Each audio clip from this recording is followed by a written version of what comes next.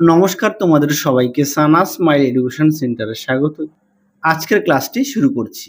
আজকে তোমাদের সঙ্গে আলোচনা করব তোমরা যারা নবম শ্রেণীর দ্বিতীয় পর্যায়ক্রমিক মূল্যায়ন পরীক্ষা দেবে তোমাদের জন্য রায় ও মার্টিন প্রশ্ন বিচিত্রা থেকে আজকে সমাধান করে দেখাবো।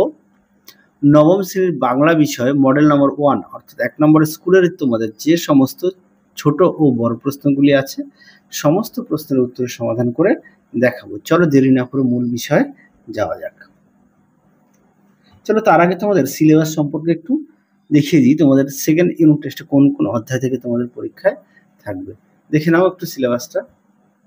তোমাদের দ্বিতীয় পর্যায়ক্রমিক মূল্যায়ন 40টি পরীক্ষা হবে। দেখে নাও কোন কোন অধ্যায়গুলো থেকে থাকবে আর কোন কোন অধ্যায় থেকে গল্প থেকে আসবে 7, কবিতা থেকে 7। তোমরা এভাবে একটু দেখে নাও। চলো এবার আমরা মূল বিষয়ে যাই। দেখো প্রথমে কি আছে, ঠিক উত্তরটি নির্বাচন করে লেখো। একে আছে প্রাচীন যুগের ভাষা নয় কোনটি? সঠিক উত্তর হবে হিব্রু, অপশন খ।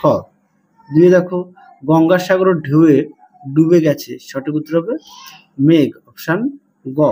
তিনে দেখো ছোট্ট একটা ফুল দুলছে, সঠিক উত্তর হবে সন্ধ্যার বাতাসে, অপশন ঘ। পরবর্তী দেখো 4 দাগের কাল তার উত্তর দিয়েছি, কাল বলতে যে তারিখ বোঝানো হয়েছে তা হলো সঠিক উত্তর হবে 30শে জুলাই, অপশন গ। 5 দেখো রাধারানীর রথ দেখতে গিয়েছিল, সঠিক উত্তর হবে কোথায়?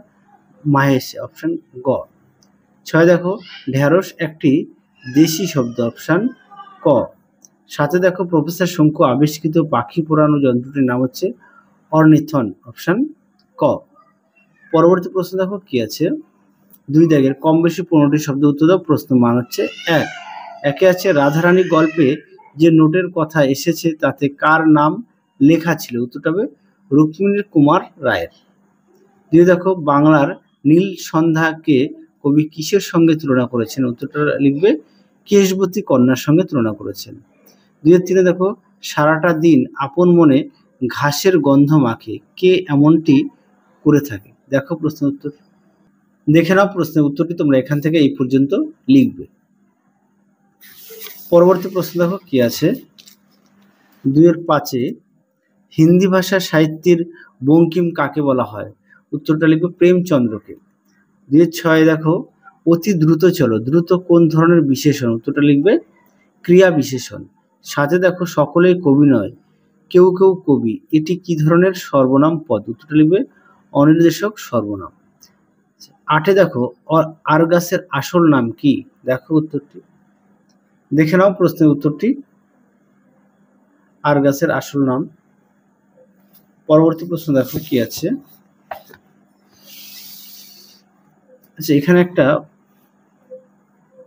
বাদ গেছে। 2-4 মিস মুলারের সম্পূর্ণ নাম কি? দেখো মিস হেনরিয়েটা মুলার। আশা করি দেখে নিয়েছো। চলো পরবর্তী প্রশ্নগুলো দেখো কি আছে।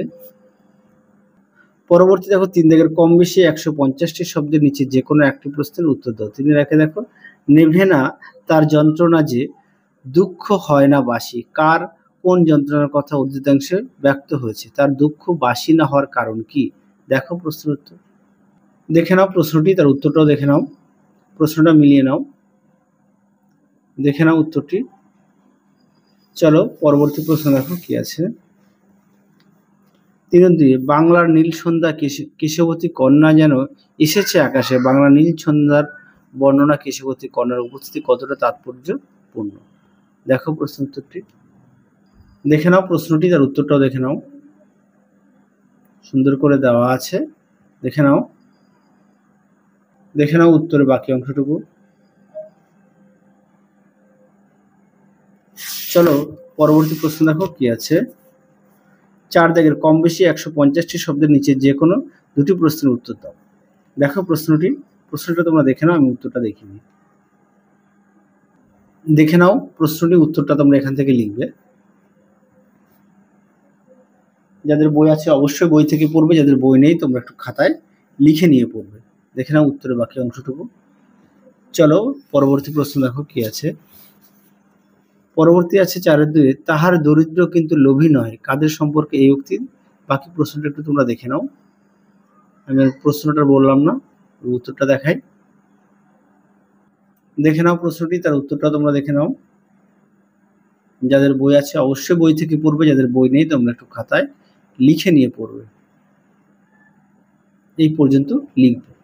চলো পরবর্তী প্রশ্ন দেখো। পরবর্তী প্রশ্নটা দেখে নাও, 4-3 প্রশ্নটি। তুমি ঠিক সেই রূপে নারী যাকে আজ প্রয়োজন। দেখে নাও প্রশ্নটি। চলো উত্তরটা দেখো। দেখে নাও প্রশ্নের উত্তরটি, দেখে নাও। এই পর্যন্ত লিখবে। পরবর্তী প্রশ্ন দেখো, 5 দাগ, 5-এর 1 দাগের প্রশ্নটা একটু দেখে নাও। আমি উত্তরটা তোমাদের দেখিয়ে দিই। প্রশ্নটা একটু দেখে নাও। দেখে নাও প্রশ্নটি, তার উত্তরটা দেখো। সুন্দর করে দেওয়া আছে, দেখে নাও। এই পর্যন্ত লিখবে। পরবর্তী প্রশ্ন দেখো, 5-এর 2-এর উত্তরটা দেখো। দেখে নাও প্রশ্নটি, উত্তরটা তোমরা এখান থেকে লিখবে। দেখে নাও। পরবর্তী দেখো, একটা সারাংশ দেওয়া আছে 6 দাগের, সারাংশটা একটু দেখে নাও। সারাংশের বাকি অংশটুকু দেখে নাও। দেখে নাও প্রশ্নটি, ভাবার্থটা দেখো। এখান থেকে এই পর্যন্ত লিখবে। দেখো একটি ভাবার্থ দেওয়া আছে, দেখে নাও। তার উত্তরটা দেখো। দেখে নাও প্রশ্নটি, উত্তরটা দেখো। এখান থেকে তোমরা এই পর্যন্ত লিখবে। তাহলে চলো আজকের মতো এখানেই সমাপ্ত করছি। আবার দেখা হবে খুব শীঘ্রই তোমাদের পরবর্তী ভিডিওতে। তোমাদের আগের ভিডিওতে আমরা সাজেশন দেওয়া আছে, তোমরা যারা এখনো দেখোনি আমাদের প্লেলিস্ট থেকে সাজেশনটি পেয়ে যাবে। তোমরা সবাই সুস্থ থেকো, ভালো থেকো। আজকের মতো টাটা।